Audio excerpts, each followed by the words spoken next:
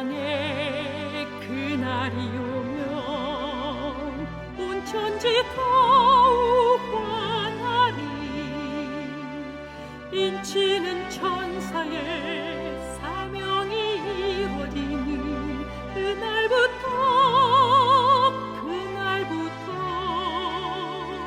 주의 백성 구하러 영광의 왕 오실 그때까지 남은 자여 창조주 전하라. 남은 자여 창조주 전하라. 이 나라에서 저 나라로 남은 자여 창조주 전하라. 기별 속히 전하라.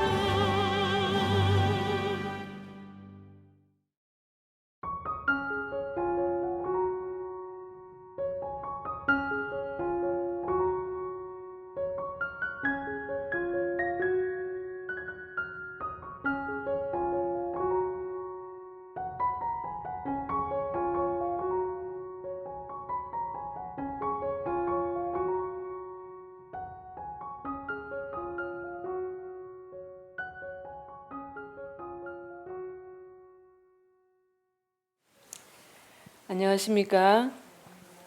오늘도 아침에 단톡에 올라온 글 몇 개 읽어드릴게요. 이동희님, 밥상도 신앙으로 차려야 한다는 진리의 말씀으로 나의 잘못된 식습관을 회개합니다.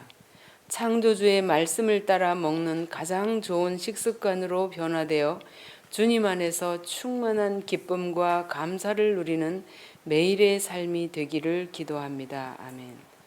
박혜선님, 하나님의 기뻐하시는 뜻을 이루게 하시는 보석 같은 귀한 말씀 주셔서 오늘도 참 감사합니다. 하나님의 사랑이 필요한 곳곳에 생명의 말씀이 전해져서 한결같이 늘 변함없으신 우리 아버지 하나님을 꼭 만나기를 간절히 기도합니다. 아버지께서 그토록 사랑하시는 영혼들을 바라볼 때 제 마음에도 그들을 깊이 사랑하고 싶은 은혜가 비같이 내리네요. 아버지 참 감사합니다. 오혜진님, 이분은 단톡에 올리신 글이 아니고 제 개인 톡으로 와서 말씀을 또 이거 읽어드릴게요. 인터넷을 통해 그 큰 날에 설 한 백성을 준비시키는 이 귀한 말씀의 잔치에 참여케 하신 하나님께 깊이 감사드립니다.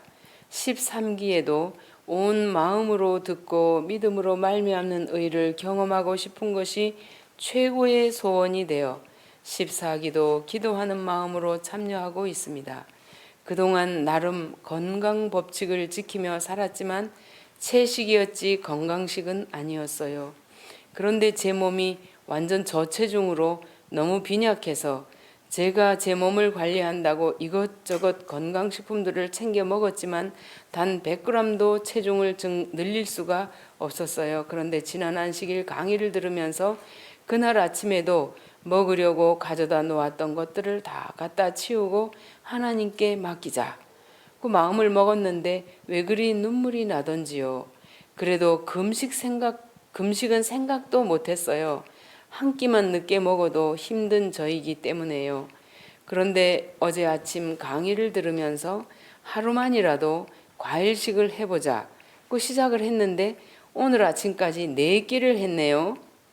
교재 196쪽에 우리가 영생에 이르는 이 의를 소유하지 못하는 것은 이 의를 받기 위하여 자기 자신을 주님께 드리지 않기 때문이다 라는 말씀을 읽고 하나님, 제가 드리지 못하고 남겨놓은 것이 무엇인지 보여주세요 라고 기도했습니다. 제가 제 자신을 관리하려고 그동안 애쓴 것을 알고 그것도 다 내려놓고 이제 유일한 기도 제목은 교재 198쪽 죄인이 자신의 죄로 인하여 속죄 제물이 되어 십자가에 달리신 그분을 바라보게 되면 자신의 죄가 얼마나 끔찍한지를 알게 된다. 그때 죄인은 무한한 사랑에 감격하게 되어 자신의 무가치함을 깨닫게 될 뿐 아니라 통회하는 심령으로 자아는 없어지고 내 안에 그리스도를 영접하여 그분이 사시는 경험을 하게 된다. 이 말씀입니다. 속히 응답을 받고 다시 한번 창조주 하나님을 높이는 간증을 하게 되기를 기도합니다. 이상입니다.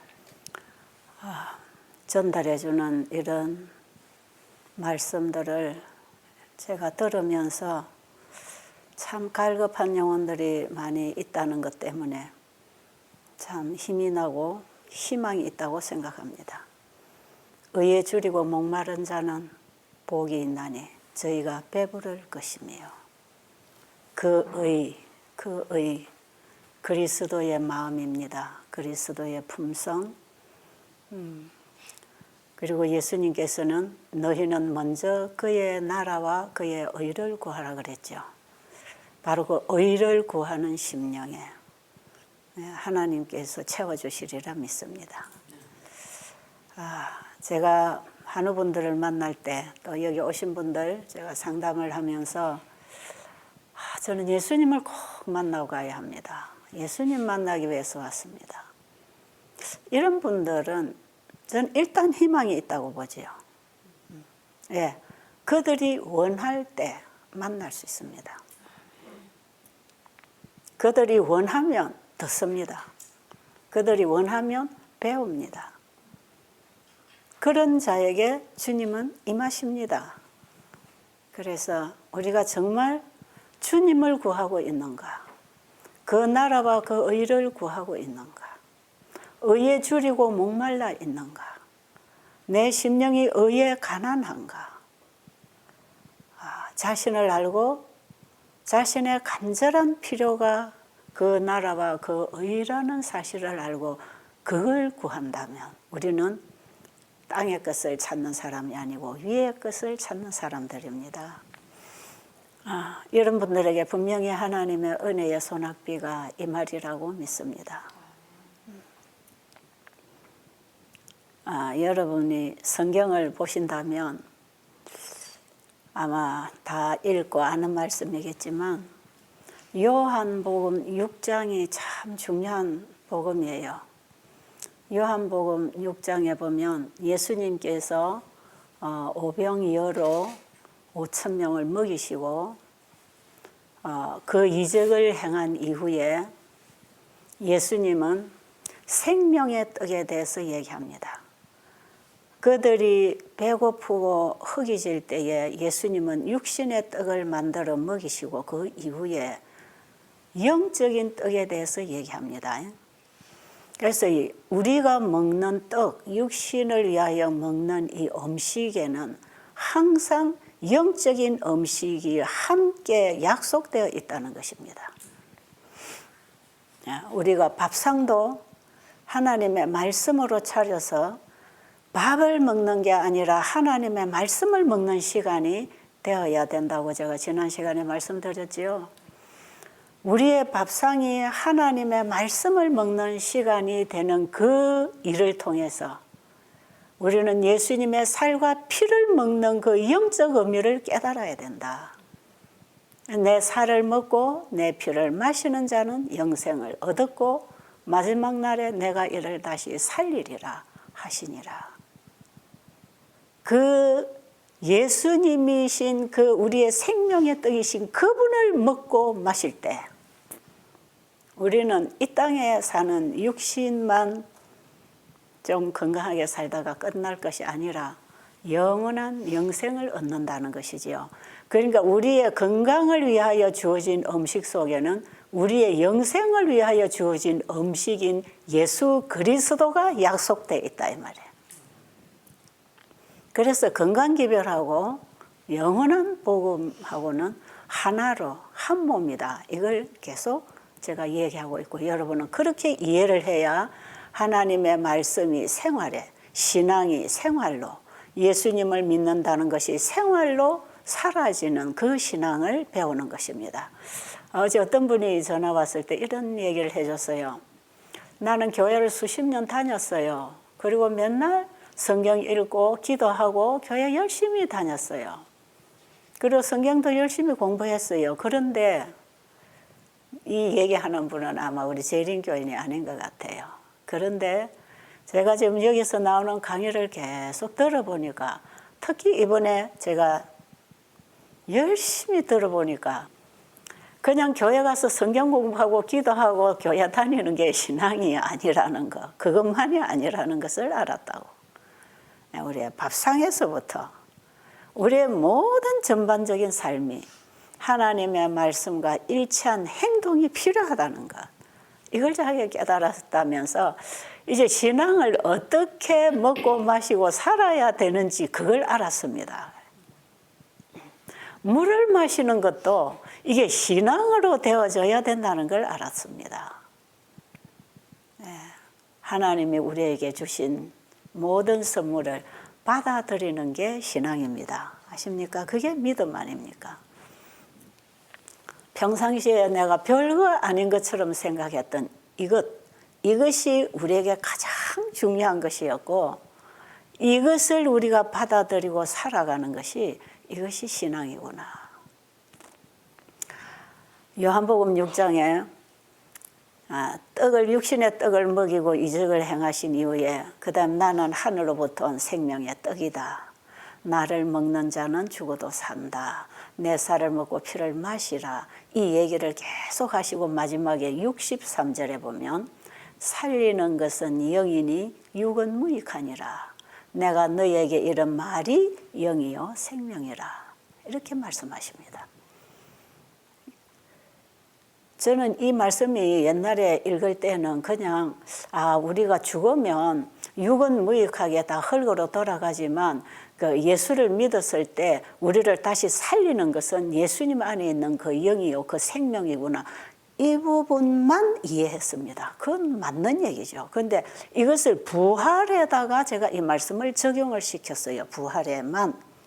그런데 여러분, 우리는 지금도 매일매일의 부활이 우리의 마음과 육신에 있다는 거 아시겠습니까?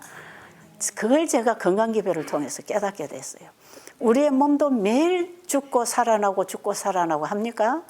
우리의 몸을 이루는 세포는 날마다 죽어나가고 날마다 새로 생깁니다. 우리의 마음에 도사리고 있는 죄도 날마다 회개하고 버리고 날마다 주님이 주시는 새 마음을 받으면서 우리의 마음이 회복하고 있는 것도 사실이에요. 제대로 신앙을 하면 그렇습니다. 살리는 것은 영이니 육은 무익하니라. 내가 너에게 이른 말이 영이요 생명이라. 요한복음 6장 63절. 여러분 오늘의 기억절로 외우면 참 좋습니다. 살리는 것은 영이니 몸은 육은 무익하니라. 제가 지난 시간에도 하나님의 말씀으로 그분의 사랑의 빛이 우리의 마음에 들어올 때 온 몸이 그 사랑에 반응하여 살아나더라. 얘기를 제가 했잖아요. 같은 의미로 여러분이 이해하면 됩니다. 육이 스스로 하는 게 아니다면, 우리 몸이 스스로 사는 게 아니에요. 내가 스스로 사는 게 아니에요. 우리는 언제든지 외부로부터 받고 사는 거예요. 계속 받음으로 변하고 살아가는 거예요. 그러니까 우리는 세상으로부터 오는 걸 받든지 하늘로부터 오는 위의 것을 받든지 받음으로 살아가는데, 세상의 것을 받아들이면 세상적으로 사는 것이고 위로부터 오는 것을 받으면 하늘을 향하여 사는 것이에요. 우리는 스스로 살 수 있는 존재가 아니라 믿음으로 말미암아 산다. 받음으로 말미암아 산다. 받아들이는 것이 믿음이다. 이렇게 여러분 이해하시고요. 여러분의 삶의 본질적인 문제를 이해하시기 바랍니다. 내가 변하고 싶어서 변하는 것이 아니라 변할 어떤 힘이 와야 변화시켜 줘야 변합니다. 내 스스로 되지 않아요. 우리 예수님 만나고 싶어서 변화받고 싶어 오셨잖아요. 예수님 만나고 싶으면 그분을 받아들여야 됩니다. 그분은 우리에게 말씀으로 임하십니다. 살리는 것은 영이니 육은 무익하니라. 내가 너희에게 이르는 말이 영이요 생명이라. 내가 너희에게 이르는 말이 영이요 생명이라. 너를 살리는 것은 영이요 생명이다. 그러니까 내 말을 받아 먹어라. 그게 내 살을 먹고 내 피를 마시는 것이고, 예수님이 나를 대신하여 십자가에 돌아가시고 십자가를 통하여 그분의 살과 피와 몸을 우리에게 내어주심으로 우리가 그분을 마음에 받아들이는 것이 그분의 살과 피를 먹는 것이라. 그것을 우리는 말씀을 통해서 받아먹기 때문에 내가 너에게 이르는 말이 영이요 생명이라, 이렇게 연결되는 것입니다. 이해하시겠죠? 자, 우리의 신앙을 구체적으로 이렇게 짚어나가야 됩니다. 절대로 신앙은 기분으로 감정으로 하는 게 아니에요. 감정과 신앙은 동이 서에서 먼 것처럼 거리가 먼 거라 그랬어요. 그런데 우리는 대부분 감정신앙, 아주 미신적인 이런 신앙 많이 하잖아요. 신앙에는 우리의 감동과 함께 감성이 붙어 나가지만 이거는 하나님의 진리의 옳은 분별력, 그 이성에 의해서 감성이 따라가야지, 진리 없는 감성만 충만하면 그건 완전히 극단으로 광신으로 빠지게 돼 있어요. 이거 우리 신앙에 참 중요한 일이죠. 신앙이라고 하는 것은 그냥 믿습니다로 그 열정으로 신앙을 잘하는 게 아니라는 거. 어디 기도원에나 가서 막 열심히 기도하고 뭐 일주일 동안 40일 동안 기도하고 감동받고 왔다고 신앙이 바로 되는 거 아니에요. 거기서부터 우리가 뭔가 빛이 오고 깨달음이 왔다면 우리의 삶으로 신앙이 연결돼야 돼요. 교회 가서 은혜 받고 감동받고 목사님의 설교가 좋았다고 내 신앙이 좋은 건 결코 아니에요. 우리는 그 목사님의 입을 통해서 나오는 그 말씀이 하나님의 말씀인 것을 믿고 그 말씀을 마음에 받아들여 생활에서 그 말씀이 이루어지는 삶을 살 때 그게 신앙생활입니다. 그래서 건강을 주는 생활은 하나님의 말씀과 일치된 삶이 건강생활이라. 그래서 건강기별과 복음이 하나고 여기에서 우리의 삶을 통해 하나님이 일하시는데 거기에 치유가 일어난다. 이제 정리가 좀 되십니까?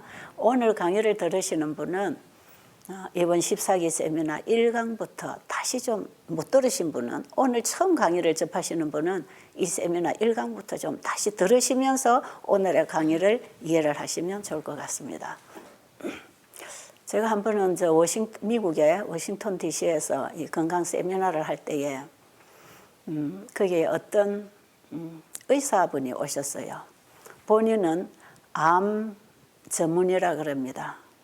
한 30년 이상 암 전문의로 일을 하다가 자기가 수술하고 항암제를 처방하고 이 일을 계속 했는데 결과적으로는 환자들이 다 죽더라.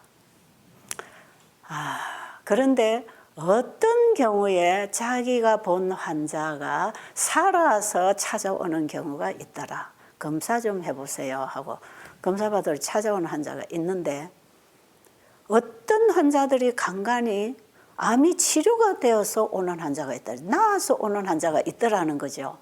그래서 그런 사람마다 붙들고 물어봤대요. 너 어떻게 이렇게 좋아졌느냐. 그랬더니 한결같이 이 사람들이 하는 말이, 나는 저 산으로 가서 자연치료 받았습니다. 나는 물 마시고 채식하고 산에서 내가 생활하면서 이 자연에서 자연치료 받았습니다. 그런 사람들이더라는 거예요. 자기는 암 환자를 수술을 하고 항암제를 하고 이 현대의학으로 환자를 도와주는데 그 환자들이 나중에 보면 다 몇 년 후에 사라지고 없다는 거예요. 그런데 살아서 오는 사람, 그 사람들은 다 자연치료를 받았더라는 거죠. 그래서 이분이 내가 배운 이 현대의학이 암을 치료할 수 없구나, 이걸 본인이 아셨대요. 그리고는 나도 자연치유, 이 몸 안에는 강력한 자연치유력이 있다. 이것은 뭐 누구나 인정하는 부분 아니에요. 아무리 수술하고 약을 주고 주사를 놔도 치료되는 그 일은 자연치료가 일어나야 되거든요. 그러니까 몸 안에는 자연치유력이 있다. 이걸 이 목사님은 알고, 이 의사 선생님이 알고 있었기 때문에 자연치료, 자연으로 돌아가면 자연치료가 일어난다. 맞다. 그래서 그분이 그때부터 자연의학을 연구하는 의사가 돼가지고 이미 제 세미나에 오셨을 때에는 자연치유 박사님이었어요. 박사학위를 받고 이미 연구하고 실험하고 있는 그런 상황에서 자기 와이프가 그 세미나에 와서 여기 환자들이 막 낫는 걸 보면서 자기 남편을 불러온 것이에요. 불러와서 여기 당신 여기 좀 와봐라. 그래가지고 그분하고 제가 이제 함께 한 열흘 세미나에 같이 지내게 됐는데 그분이 참 많은 얘기를 제게 해줬어요. 그리고 지금 우리가 전하는 이 건강기별에 대해서 이분이 굉장히 관심이 많았어요. 저는 처음에 그분이 뭐 자연의학을 연구하는 선생님, 의사 선생님인지 암 전문 선생님인지 제가 잘 몰랐어요. 처음에는 그냥 자기 남편이 와도 되겠냐고 해서 오라고 했는데 끊임없이 저 옆에 붙어서 자꾸 물어봐요. 자꾸 물어봐요.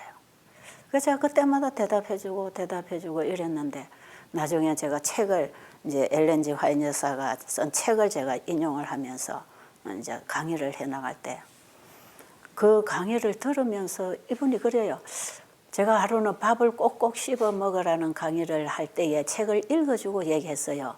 우리가 음식을 먹어서 유익이 되는 것은 음식을 얼마나 먹었느냐에 달려 있지 않고 얼마나 씹었느냐에 달려 있다. 이런 말씀이 있어요.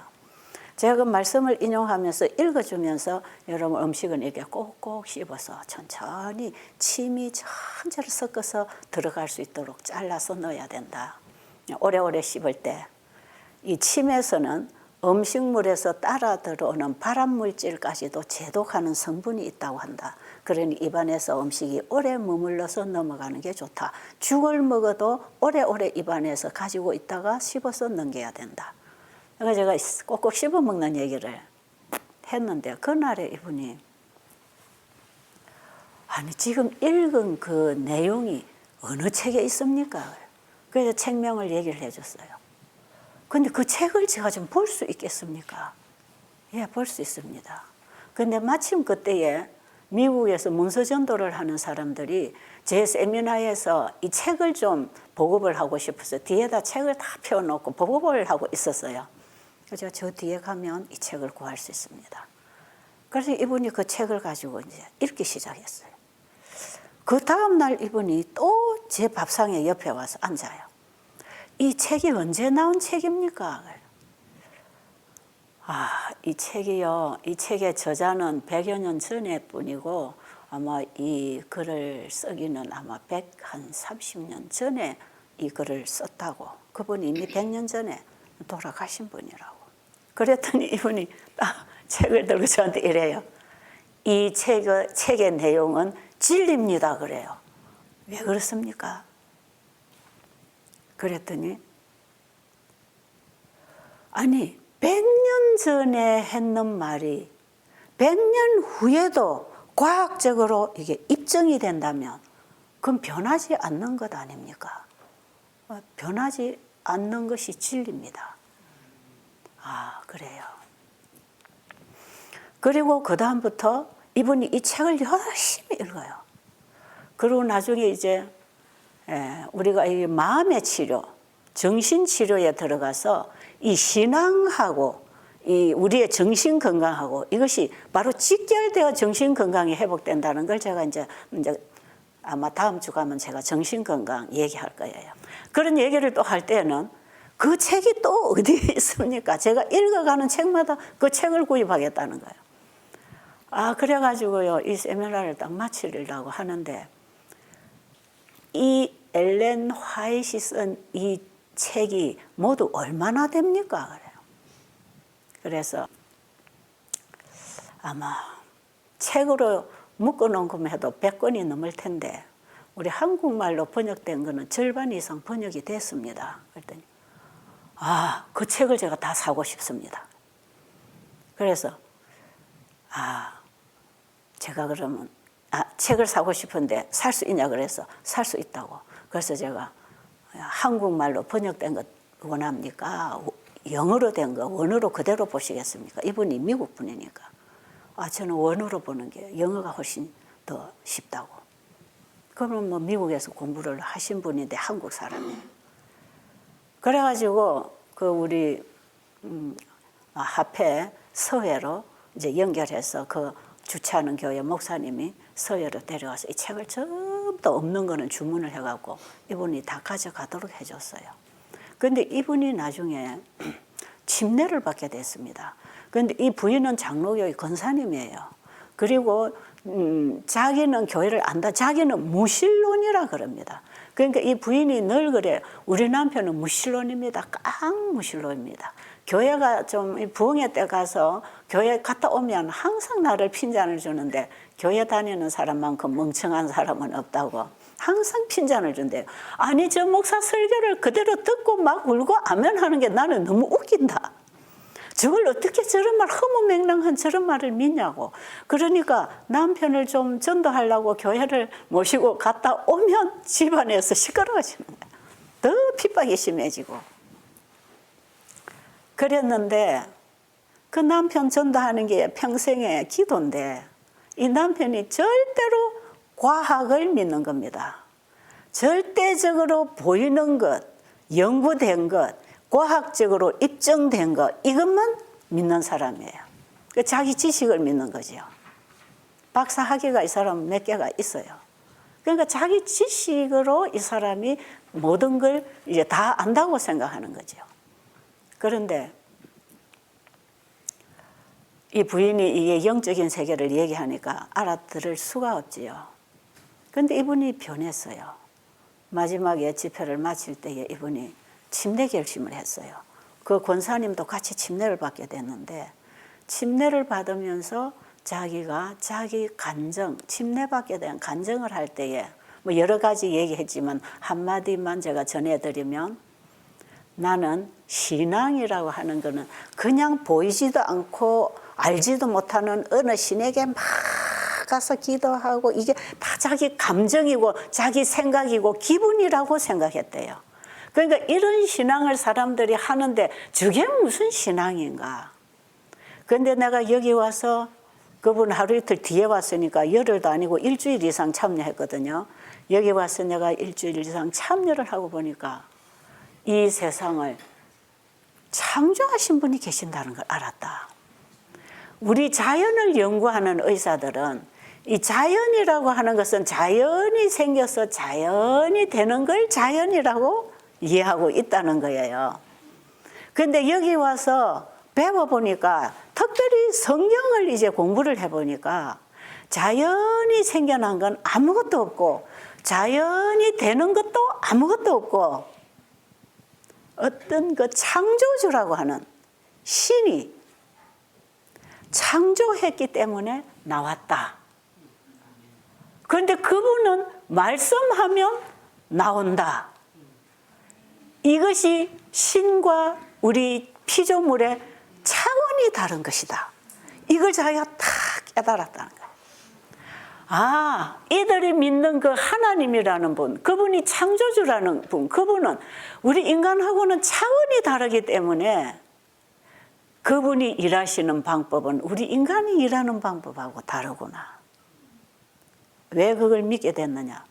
성경 창세기 1장에 태초에 하나님이 천지를 창조하시니라 되어 있잖아요. 이것이 사실이라는 것이 증명되고 있는 게 이 세상이라는 거지요. 이 큰 원리를 이분이 딱 붙잡았어요. 아, 이 세상을 내가 지었다, 창조했다. 그런 신은 없다. 그런 인간도 없다. 그런데 하나님이 태초에 천지를 창조하셨는데 말씀하시니 이루어졌다. 그리고 이 모든 창조물은 하나님의 말씀의 지배 아래 지금 살아가고 있다. 이 자연의 원리의 본질을 이분이 깨달았다는 거죠. 아, 자연이 생겨서 자연이 그냥 되는 게 아니구나. 우리 사람도 자연이 태어나서 자연이 숨을 쉬고 자연이 심장박동이 일어나고 자연이 혈액순환이 되는 게 아니구나. 하나님 창조주라는 분이 창조하셨고 그분이 말씀으로 창조하셨고 그 말씀으로 창조된 모든 피조물들을 지금도 말씀으로 관리하고 계시는구나. 이 강의를 한 일주일 이분이 하루에 4번씩 제가 그때 강의를 했거든요. 아침 새벽부터 오후까지. 계속 필기를 하면서 이분이 들으시더니 이 자연이 그대로 자연이 일어난 게 아니다. 그리고 진화도 아니다. 이것은 창조에 의해서 설계되었고 창조에 의해서 존재하고 있다. 창조주가 계신다. 주인이 있구나. 그분이 이들이 교회 다니는 사람들이 부르는 그 하나님이구나. 그분이 성경의 하나님이구나. 그 말씀이신 분이 이 땅에 오신데 그분이 예수님이구나. 그럼 나도 예수를 믿어야 영생을 얻는 게 맞다. 이분의 간증이 기가 차게 좋았어요. 그때 그걸 막 녹음해갖고 테이프로 많이 막 보급하고, 제가 그 미국 세미나를 한 25년을 계속 해마다 몇 차례씩 다닐 때 갈 때마다 그곳에서 제가 그 지역에서 집회를 많이 열었어요. 그랬는데 이분이 침례를 받으면서 그러잖아요. 하나님을 믿는다는 것은 그 말씀을 믿는 것이고 그 말씀을 믿으면 그 말씀을 받아들이고 그 말씀을 받아들일 때 말씀으로 살아가는 게 그게 사는 거고 그게 자연치유력이구나. 몸 안에서 일어난 자연치유력이 바로 이 자연치유의 원리가 바로 이 창조 원리와 동일하구나. 창조주가 하는 게 우리가 볼 때는 자연치유구나. 기가 차잖아요. 저는 그래서 연구하는 분들이 다르다는 겁니다. 그 연구하는 분들이 자기들이 연구한 그 지식의 최고도에 도달했을 때에 답을 얻지 못했던 그 한계점을 느낄 때 더 나은 어떤 학문을 추구할 때 진리가 오면 받는다는 거 아니겠어요?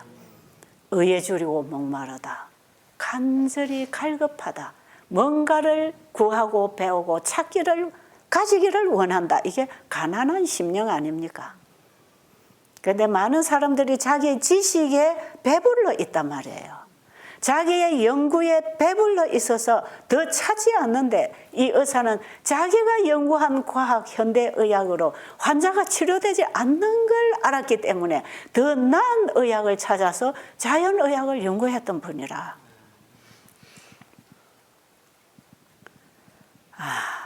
나 그분 얼굴까지도 지금 많이 인상을 기억해. 너무 인상도 진짜 좋은 분이에요. 근데 완전히 자기 지식에만 치우쳐 있던 분 아닙니까? 어떻게 그런데 이 복음의 진리를 이렇게 빨리 흡수를 하는지 정말 놀랐어요. 알고 보니까 이걸 찾았단 말이에요. 찾았어요. 정말 갈급했어요. 그래가지고요, 하나님의 말씀을 듣고 순종하고 사는 것이 신앙 생활이라면 나는 이 신앙을 하겠다. 이것이 우리가 사는 길이라면 나는 내가 사는 길을 찾겠다. 그리고 내가 사는 길이 바로 그게 신앙이고 그것이 창조주를 믿는 신앙을 통해서 우리가 살아가는 것이라면 나는 그 하나님 믿겠습니다.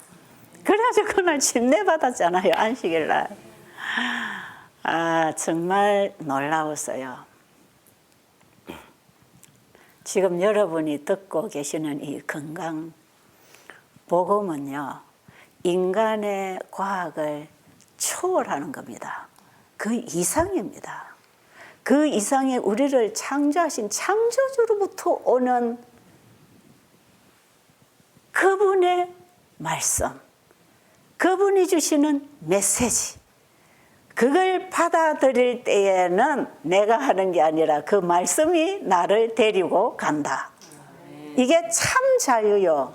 가벼운 멍에입니다. 이게 예수님이 메워주시는 가벼운 멍에는 쉼. 이게 이제 안식. 제가 내일 시간에 안식일에 제가 안식일의 의미를 좀 얘기하려고 그래요. 우리 인간은 스스로 할 수 없어서 하나님이 우리를 창조하시고 너희들은 안식해라. 너희들은 쉬어라. 너희들은 스스로 사는 존재가 아니다. 살리는 것은 영이다. 내가 너에게 이르는 말이 영이다, 생명이다. 그러니 내 말을 믿고 받아 먹고 살아라. 그것이 믿음으로 말미암는 의라. 그래서 우리가 사는 건 내가 사는 게 아니라 누가 살게 한다? 하나님이 살게 하신다. 여러분 사도행전 17장 26절부터 한 말씀 읽어주십시오.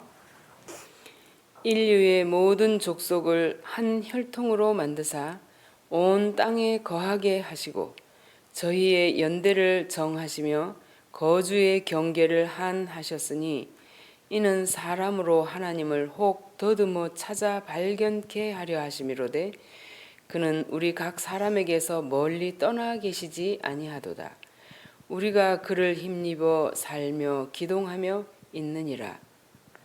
너희 시인 중에도 어떤 사람들의 말과 같이 우리가 그의 소생이라 하니 이와 같이 신의 소생이 되었은즉 신을 금이나 은이나 돌에다 사람의 기술과 고안으로 새긴 것들과 같이 여길 것이 아니니라.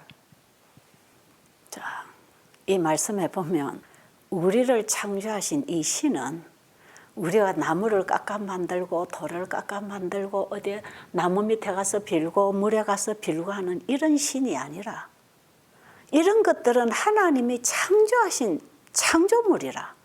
이런 것들은 인간에게 도움을 줄 수 없어요. 우리 인간이 유일하게 도움을 받고 살 수 있는 신은 창조주밖에 없습니다. 아시겠어요, 여러분? 오늘 그분을 여러분이 알려고 하고 그분을 믿음으로 말씀을 통해서 받아들이게 되기를 바랍니다. 우리가 숨쉬고 살아가는 이 모든 우리가 기동하고 움직이는 이 모든 것은 하나님께로부터 오는 것이다. 시편 121편에 1절 2절에 보면 우리의 도움이 어디서 올까? 천지를 지으신 하나님께로다. 우리의 도움은 천지를 지으신 하나님께로다. 하나님께로부터 우리의 도움이 옵니다. 아십니까? 여러분 농부가 아무리 땅을 잘 파고 씨를 심고 풀을 뽑고 잘 키우고 싶어도 하나님이 거기 개입 안 하시면 추수할 수 있을까요? 없을까요? 없어요. 씨를 땅에 심어도 하나님이 싹나게 하셔야 되고 하나님이 키우시기 위해서 비도 주고 햇빛도 주고 산소도 주고 하나님께서 모든 것을 다 주심으로 그걸 먹고 마시고 자라나는 것이단 말이에요. 땅에 씨 넣었다고 씨 납니까? 비 안 오면 씨가 발화 안 합니다. 여러분 농사진 분 아시잖아요. 하나님께서 땅에도 물을 주어서 생명을 살게 하듯이 우리 몸 안에도 물이 들어가서 우리 생명의 작용을 일으키시는 분은 하나님이십니다. 여러분 물을 마시라고 하는 이 말씀 속에 이 건강 원리 속에도 놀라운 하나님과 우리 인간이 만나는 진리가 있다 이 말이에요. 여러분 물도 예사로 마시지 말고 물 한 모금에도 우리의 신앙이 있어야 되고 우리의 먹는 빵 한 조각에도 우리의 신앙이 있어야 되고 우리가 말하고 행동하는 모든 일에 우리의 신앙이 되어야 된다. 이것이 다 예수를 믿음으로 말미암아 되는 것입니다. 하나님과 우리 사이에 중간 역할을 하시는 분은 말씀이신 예수 그리스도이시니까 말이에요. 자, 제가 또 한 가지 얘기해 드릴게요. 오래전의 얘기인데 제가 베델에서 일을 할 때 진주에서 한 할머니가 오셨어요. 한 70이 되신 분. 근데 그분의 아들이 제가 교회에서 잘 아는 청년 시절에 그냥 한 교회에서 이렇게 자주 만나던 청년이었어요. 근데 이분이 어떤 문제로 이제 이 골프를 이렇게 치고 이렇게 하다 보니까 뭐 이상하게 손가락에 문제가 왔다 하는지 하여튼 그래가지고 이 손을 펴면 이 손가락이 안 펴져요. 그래가지고는 병원에 가봐도 원인이 없고 뭐 모르겠는 거죠. 또 뭐 한의사한테 갔더니 신장이 나쁘면 그렇다고 해서 약을 몇 개를 먹어도 이게 또 안 펴지고. 그런데 이분이 이제 교회를 젊은 시절 다니다가 중간에 이 어머니가 너무 핍박을 해서 교회를 쉬었던 분이에요. 그 어머니는 불교 신실한 불자입니다. 뭐 불교 절에 살림을 그만 이분이 다 살다시피 집에도 크게 한쪽 방면에다가 이 부처님 모셔놓고 거기 온갖 거뭐 책이고 뭐고 다 갖다 놓고 항상 새벽 4시면은 공을 들이고 불경을 외우고 아주 신실한 불자예요. 그러니까 교회 다니는 아들과 며느리가 싫어가지고 계속 핍박을 하던 그런 분이라고. 교인들이 목사님이 그 집에 방문을 오시면 문을 딱 열어보고 어디서 왔어? 교회에서 왔습니다. 그럼 문 탁 닫고 들어가서 그릇에다 소금을 들고 와서 문을 열고 샥 뿌려버리고 가라고. 우리 집에는 재수없이 교인들 오면 안 된다고. 이렇게 핍박하던 분이라. 그래가지고 그 아들이 엄마하고 영적 전쟁을 하다가 그럼 나 교회 안 다닐 테니까 잘 되나 봐라. 이래가지고 그 길로 신앙을 안 하고 바깥으로 그냥 나갔다고 합니다. 그리고 오랜 세월 살다가 세상으로 살다 보니까 이런 문제가 와서 이 부인은 신실하게 신앙을 지키고 있는 사람이라 자기 남편을 다시 교회로 인도하고 싶어가지고 손가락이 아프다고 하니까 저 베델에 가봐라 이제 이리 된 거예요. 베델에 오면 여기서 복음을 받을 수 있다고 생각한 거지요. 그래가지고 그분이 왔습니다. 와서 며칠을 이제 몸이 뚱뚱하니까 금식했겠지요. 한 4일째쯤 되니까 이 손이 딱 펴졌어요. 이거 뭐, 이 모릅니다. 이 왜 펴지니, 왜 원인인지 모르겠지요. 이 우리 몸을 하나님이 창조하시고 하나님 법대로 우리 몸 관리를 할 때 하나님이 일하십니다. 우리 스스로 하는 게 아니다 이 말이에요. 이게 펴졌어요. 그러면 참 신기하지요. 그때부터 이제 막 성경 공부하기 시작하고 책을 읽기 시작하고 이분이 다시 신앙을 회복하더니 이제 집에 가서 교회를 다니게 됐고. 그러니 이제 이 어머니가 훨씬 더 화가 나겠죠.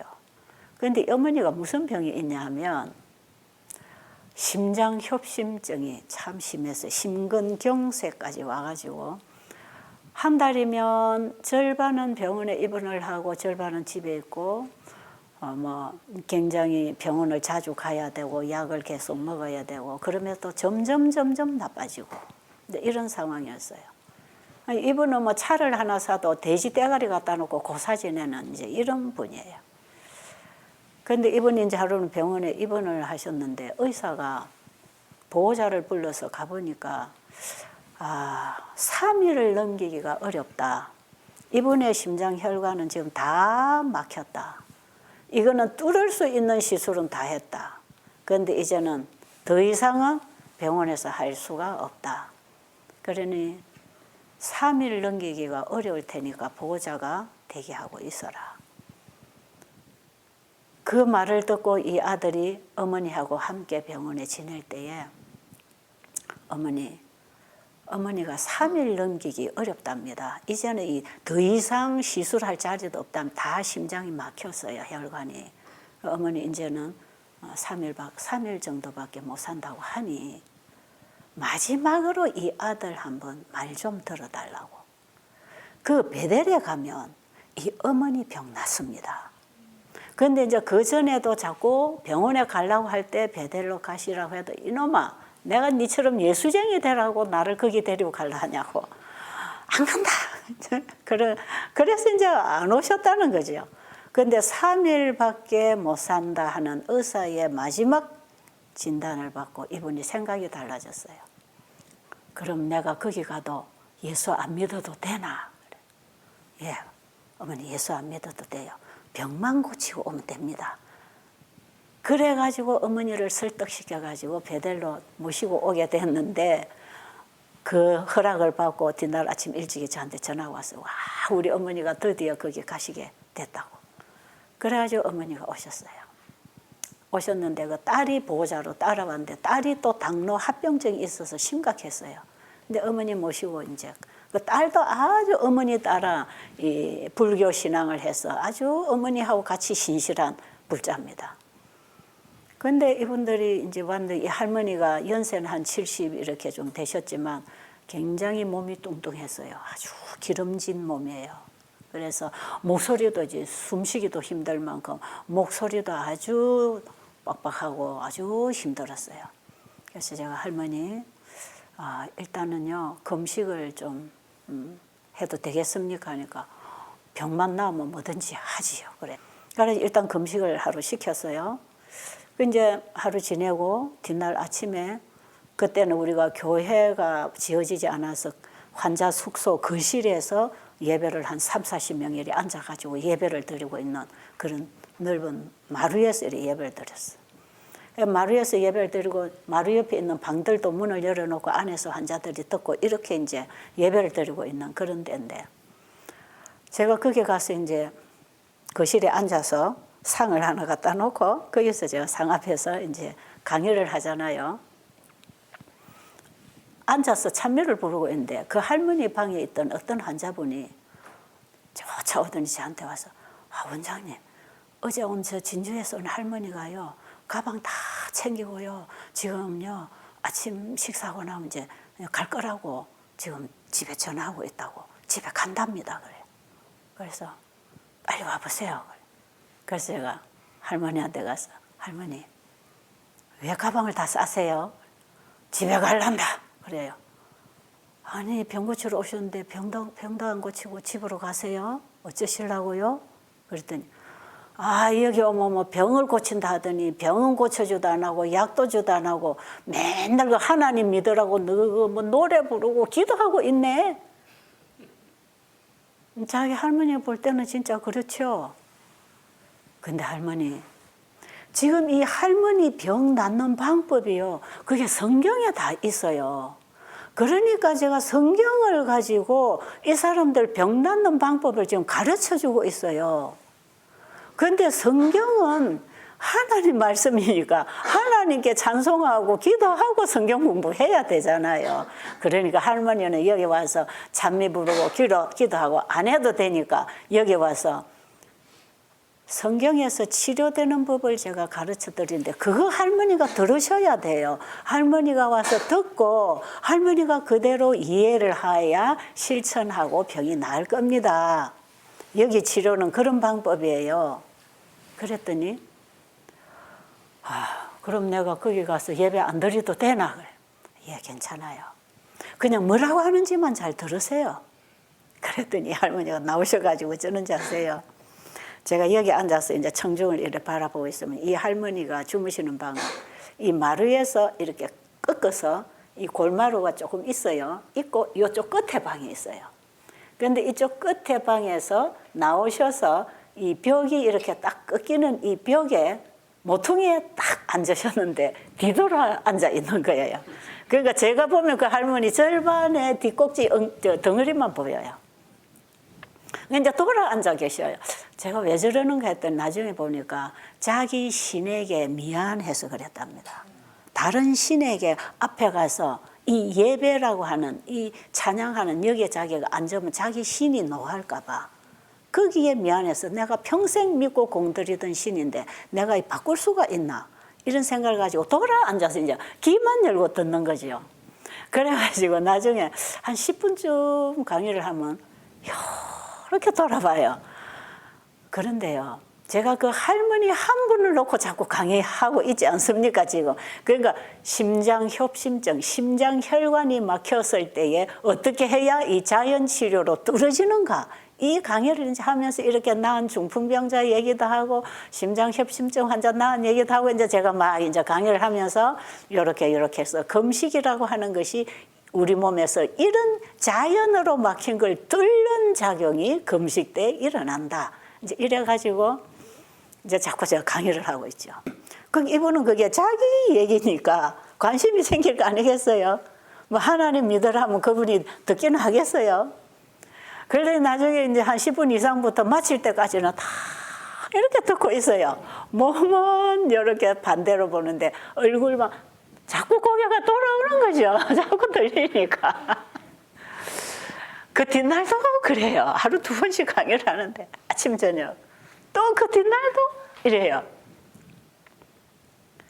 아이고 제 할머니가 그럼 바로만 앉아주셔도 목이 안 아플 텐데.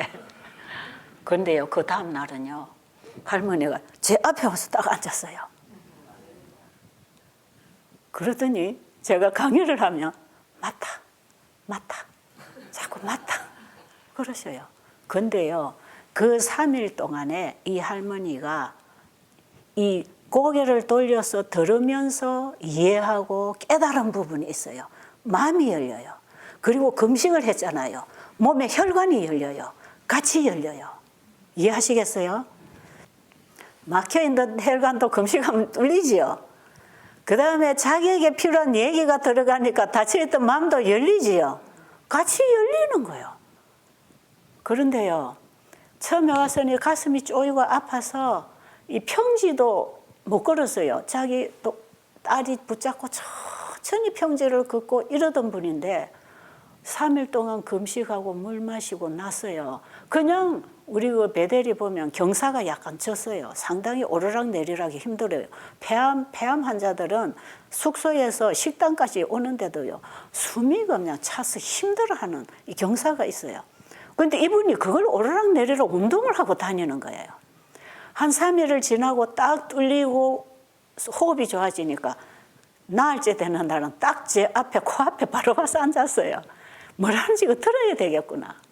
이래가지고는 얼마나 잘 듣던지 처음에는 나 마음이 답을 해사시더니 그 다음에는 맞다 이래가지고 할머니가 활짝 배이는데 한 일주일 금식하시고 회복식을 하니까 몸이 그냥 완전히 살아나가지고 뭐 산으로 등산을 하고 뭐 돌아다니고 딸도 와서 같이 하니까 뭐 당뇨 합병증 이런 거 약 안 먹어도 회복이 되지요. 당이 조절이 되지요. 그러니까 이분이 놀라는 거죠.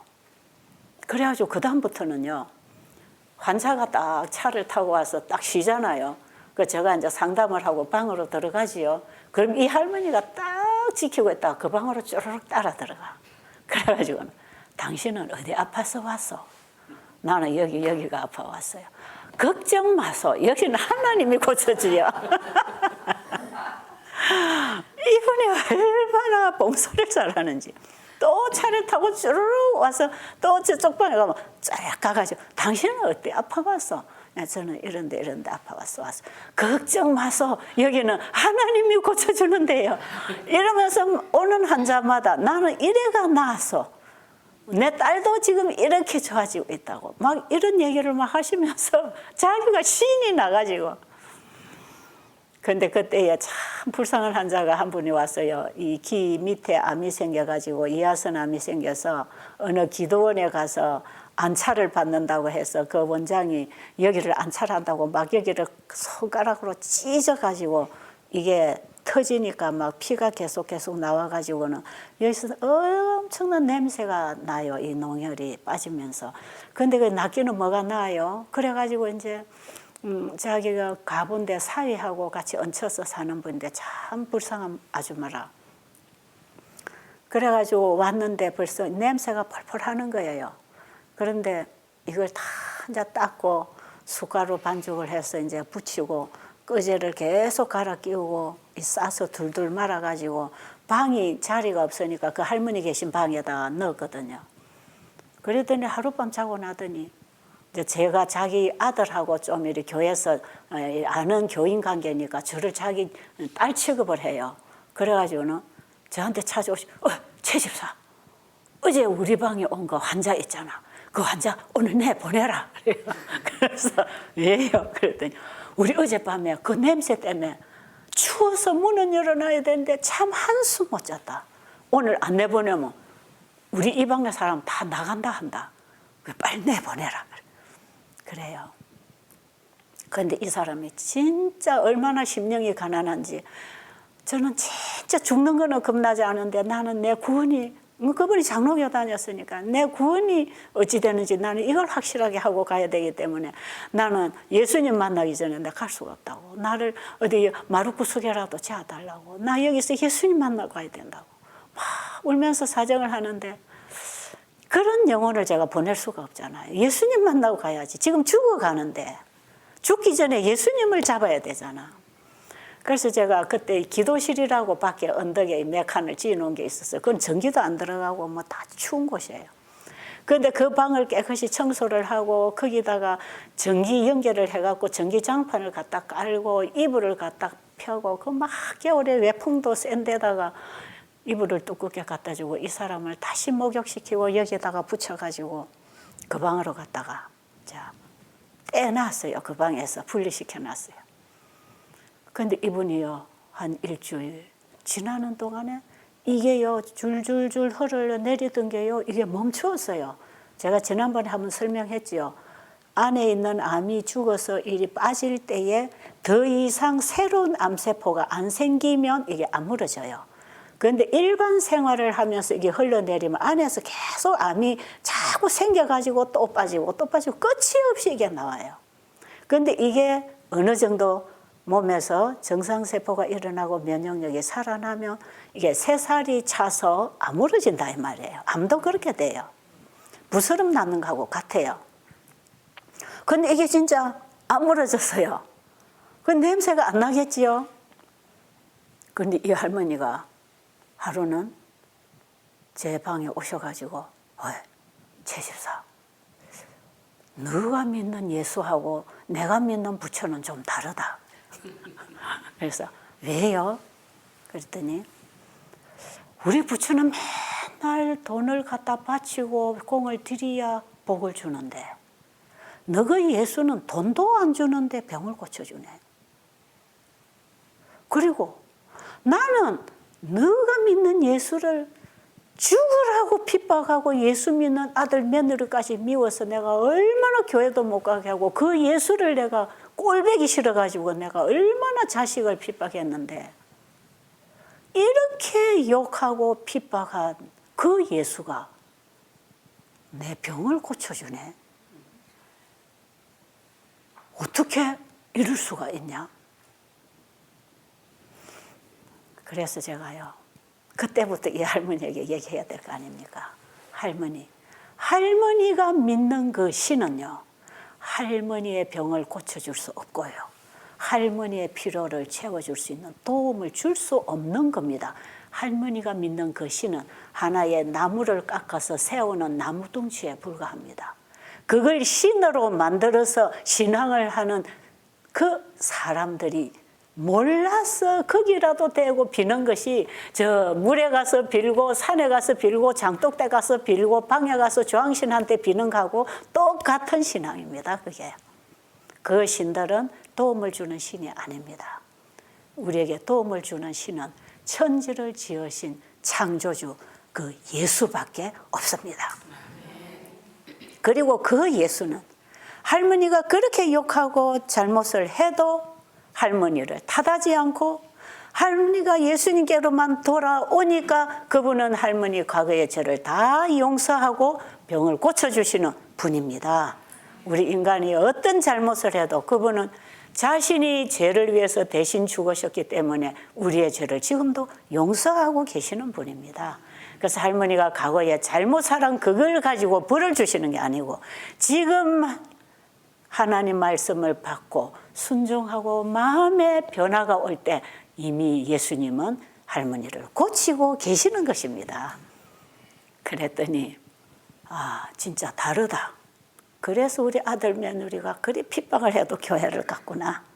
그러시더니 또 한 이틀 있으니까 와가지고 최 집사 나 이제 교회 갈란다. 그래가지고 교회를 가시게 됐어요. 교회를 가시는 날 우리가 따라서 그때 진주중앙교회로 갔는데요. 그날 할머니 이제 수양을 해서 나오는 날이니까 며느리 아들이 식사 이제 차려놓고 우리가 거기 가서 식사를 했는데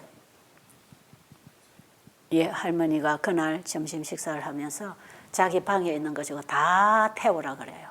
마당에 꺼내놓고 산더미처럼 다 꺼내놓고 부셔서 전부 청소해서 그날 오후에 목사님들 오셔가지고 목사님 장로님들 오셔가지고 전부 다 태우고 그 자리에서 예배드리고 침례받고 하나님의 딸이 됐지 않습니까? 그 이후에 이분이 제가 상세한 얘기 다 하면 더 재미있어요. 그거 다 지금 할 수가 없으니까. 그 이후에 그분이 새로 거듭나고 하나님 딸이 되어서 10년 이상을 더 건강하게 사시다가 연세가 많으시니까 돌아가셨어요. 마지막까지 그 가슴에 예수님을 부르고 숨 거둘 때까지 주여 주여 예수님을 부르면서 숨을 거두셨다고 그래요. 그 며느리가 임종을 했어요. 여러분 그 할머니는 몰라서 모르는 신에게 자기의 충심으로 그 신을 섬기고 있었지만 창조주신 참 하나님을 안 이후에 모르고 믿었던 그 신심이 창조주에게로 와서 그 하나님을 신실하게 믿다가 영생을 얻고 가셨다 이 말이에요. 여러분, 우리가 그동안에 몰라서 잘못 살고 잘못 믿고 살아왔지만 마지막으로 우리가 믿어야 할 주체가 창조주라는 사실을 알고 예수 그리스도가 우리의 유일한 구원자, 치유자라는 걸 알고 그분에게로 돌아오며 우리는 건강 회복뿐 아니라 영생까지 얻을 수 있습니다. 그래서 우리가 예수님께 돌아오면 설령 이 건강이 회복이 안 된다 할지라도 우리는 영생을 가지고 잠들기 때문에 예수님 재림 때 부활할 거 아닙니까? 여기 오신 분들도 중환자들이 많으신데 혹시 몸의 회복이 더디다 할지라도 그 예수님을 마음에 영접했을 때 우리가 병 나아도 몇 년을 더 살겠어요. 그 할머니 병 나았지만 10년 이상 살고 끝나는 것입니다. 언젠가는 우리는 땅속으로 들어가야 하는 인생들 아닙니까? 그 예수님을 첫째로 믿음으로 영접하게 되기를 간절히 바랍니다. 기도드리겠습니다. 아버지, 우리의 생사를 주관하시는 살아계신 아버지, 지금도 말씀으로 우리 안에 임하셔서 회복과 영생의 씨를 심어주시는 아버지, 우리의 마음을 열어주시고 하늘로부터 온 생명을 받고 회복하도록 축복해 주시옵소서. 그 생명을 받아들일 수 있는 믿음을 우리 모두에게 주시옵소서. 예수님 이름으로 간절히 기도드립니다.